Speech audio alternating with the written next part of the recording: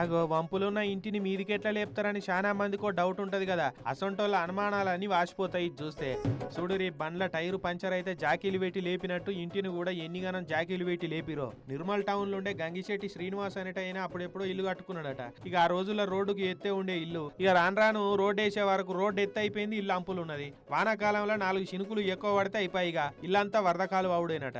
ఎట్లా చేస్తూ ఏం చేస్తూ ఉన్నిల్లు కూలగొట్టి ఎత్తు పునాదులు వేసి మళ్ళా ఇల్లు కట్టుడంటే మనతోటి కాదని తెలిసిన వాళ్ళ దగ్గర చెప్పుకొని బాధపడ్డాడట. ఇక అప్పుడు గిట్లనే ఎవరో తెలిసిన వాళ్ళు ఉండి, ఎందుకు బాధపడుతున్నవే సీనన్న, అంత అంపులున్న ఇంటినైనా 4-5 ఫీట్ల ఎత్తు లేపచ్చు తెలుసా, ఇప్పుడు ఆ టెక్నాలజీ వచ్చింది, సిటీలలో అట్లనే చేస్తున్నారు అని ఒక ఆయన చెప్పిండట. ఇక ఆయన మాట మీదకెళ్లి హర్యానాలో ఉండే ఇండ్ల లిఫ్టింగ్ కంపెనీలతోటి మాట్లాడిరట. ఇంజనీర్లు వచ్చి ఇంటి గోడలు ఎట్లున్నాయి, పునాది ఎంత బందవస్తున్నది, స్లాబ్ ఎట్లున్నది అని కొలతలు తీసుకొని ఇంటి చుట్టూ పునాది దవ్వి జాకీలు పెట్టి ఇంటిని పైకి లేపిరు ఇట్లా.